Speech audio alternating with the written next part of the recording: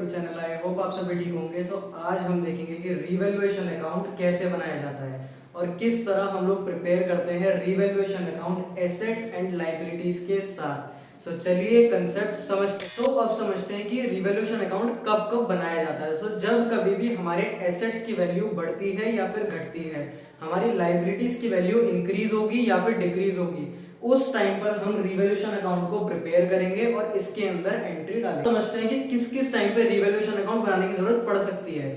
जब कभी भी प्रॉफिट शेयरिंग रेशियो पार्टनर्स की चेंज हो रही होती है, उस टाइम पे हम लोग इसे बनाते हैं। जब भी कोई पार्टनर एडमिट हो रहा होता है, उस टाइम पे हम लोग बनाते हैं। और जब कभी भी रिटायरमेंट होती है, रिटायरमेंट के टाइम पर भी हम लोग रिवैल्यूएशन अकाउंट को प्रिपेयर करते हैं। तो बेसिकली ये तो हो गया पूरा का पूरा फॉर्मेट, जिसके अंदर क्या क्या चीजें हो जाएंगी, पर्टिकुलर्स अमाउंट, और ये साइड हो जाएगी हमारी डेबिट साइड, हो जाएगी हमारी क्रेडिट साइड। जब कभी भी हमें फायदा होगा, मतलब हमारे एसेट्स और लायबिलिटीज, हमें सिर्फ यहाँ पर दो ही बातों का ध्यान रखना है। एक तो है हमारे एसेट्स और एक है हमारी लायबिलिटीज। जब कभी भी हमारे एसेट्स की वैल्यू बढ़ेगी तो वो क्रेडिट में आ जाएगी। जब कभी भी हमारी लायबिलिटीज की वैल्यू कम हो जाएगी तो वो क्रेडिट साइड में आ जाएगी। कहने का मतलब ये हो गया, जब भी हमें फायदा होगा वो हमारा क्रेडिट साइड में आ जाएगा। तो इसका अपोजिट क्या हो जाएगा, जब भी हमें नुकसान होगा तो वो डेबिट साइड में आ जाएगा। नुकसान किस चीज पे, एसेट्स की और लायबिलिटीज की वैल्यू के चेंज होने पर। तो इसी चीज को देखते हैं एक बार कि जब कभी भी हमारे एसेट्स की वैल्यू बढ़ेगी तो वो इस साइड में आ जाएगा क्रेडिट में, और जब कभी भी हमारी लायबिलिटीज की वैल्यू घटेगी तो वो क्रेडिट साइड में आ जाएगा।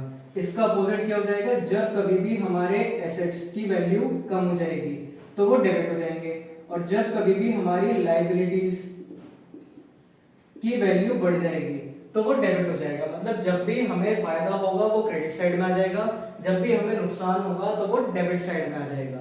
इसी की तरह प्रिपेयर करा जाता है रिवैल्यूएशन अकाउंट। अभी मैं इसका एग्जांपल भी लेकर आपको बताऊंगा कि किस तरह एसेट्स और लायबिलिटीज की वैल्यू चेंज होती है, या फिर बढ़ती है या फिर घटती है। तो इसी के साथ जो एसेट्स और लायबिलिटीज है, इन्हीं के साथ कुछ और बातें भी इसके अंदर आती हैं, जैसे कि अनरिकॉर्डेड एसेट। कोई ऐसा एसेट था जिसे हमने पहले रिकॉर्ड नहीं कर रखा था, पर अब उसे रिकॉर्ड करेंगे, तो वो चीज भी हमारी यहीं पर आ जाएगी।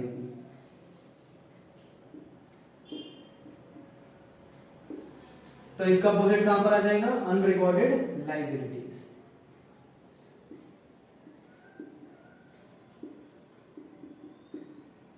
ये हमारी इस साइड में आ जाएगी। हमें जब भी हमें फायदा होगा तो वो हो जाएगी चीजें क्रेडिट, और जब भी हमें नुकसान होगा तब हम कर देंगे उसे डेबिट। इसी की तरह प्रिपेयर करा जाता है रिवैल्यूएशन अकाउंट। अब इसमें कुछ और बातें भी हैं कि जब कभी भी पार्टनर को सैलरी दी जा रही होगी, मतलब कि रेम्यूनरेशन, तो वो इधर आ जाएगी।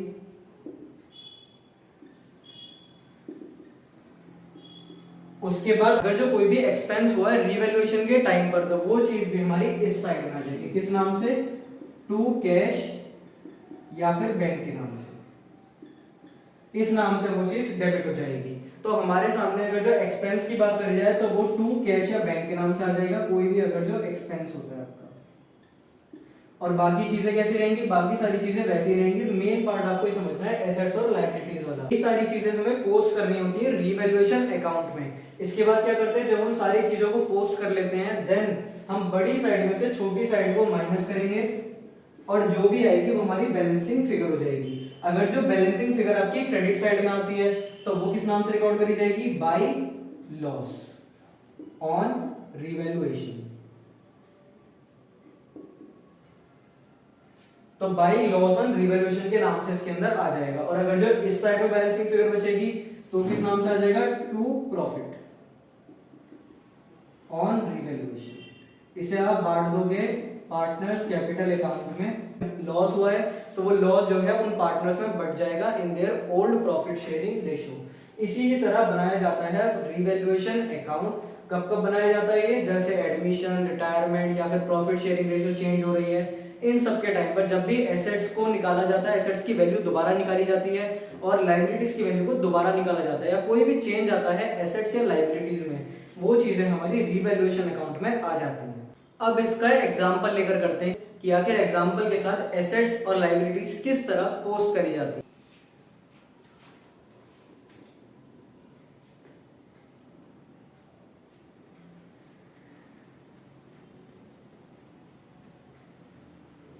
आई होप आपने स्क्रीनशॉट ले लिया होगा उस वाली पॉइंट का। नहीं लिया है तो बैक करके स्क्रीनशॉट जरूर ले लेना। अब चेक करते हैं कि किस तरह रिवैल्यूएशन अकाउंट के अंदर पोस्टिंग करी जाती है। तो सपोज करो कि हमारे पास कोई एसेट है, उसकी जो वैल्यू है वो क्या है हमारे सामने, वैल्यू 10,000, ठीक है। अब इसकी वैल्यू जब हमने रीवैल्यू करी गई तो इसकी वैल्यू हो गई 12,000। ये हो गई 12,000। अब क्या हो गया यहाँ पर, जो हमारा एसेट पहले कितने का था 10,000 का, वो कितने का हो गया 12,000 का। तो 2,000 से इसकी वैल्यू बढ़ गई। और जब भी एसेट्स की वैल्यू बढ़ती है तो वो किस साइड में आती है, क्रेडिट साइड में आती है।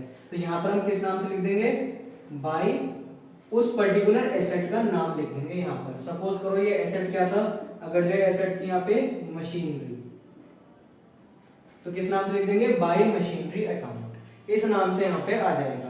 अब एक और एग्जांपल लेते हैं। सपोज करो एक लाइबिलिटी थी आपके पास, लाइबिलिटी थी, क्रेडिटर था, आउटस्टैंडिंग एक्सपेंस था, कुछ भी आप मान सकते हो लाइबिलिटी में। अगर आपके पास एक लाइबिलिटी थी जिसकी कीमत थी 10,000, अब इस लाइबिलिटी को जब रीअसेस करा गया, जब इस लाइबिलिटी की वैल्यू को चेंज करा गया, तो वो चेंज होने वाली वैल्यू जो थी वो कितने की आ गई हमारे सामने, 12,000।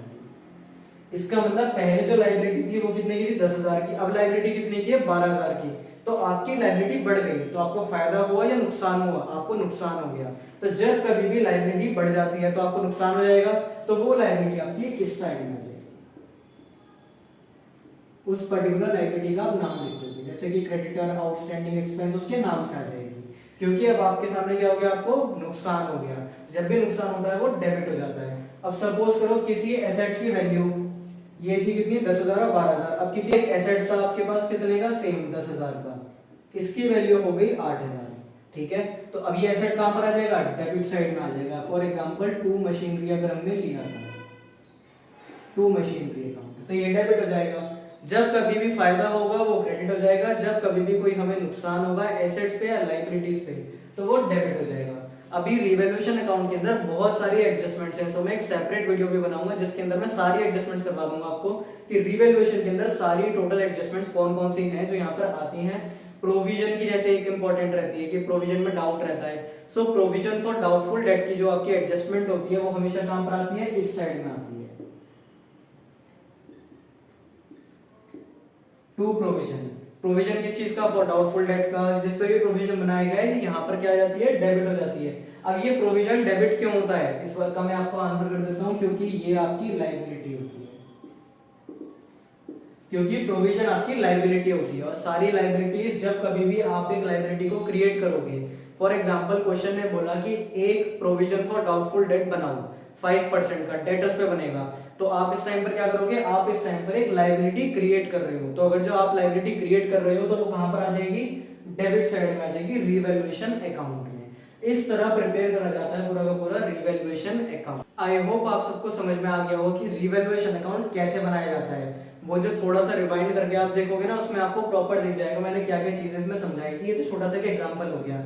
नेक्स्ट वीडियो में मैं आपको ये भी बताऊंगा कि कौन कौन सी एडजस्टमेंट्स है जो कैसे कैसे इसके अंदर ट्रीट करी जाती हैं।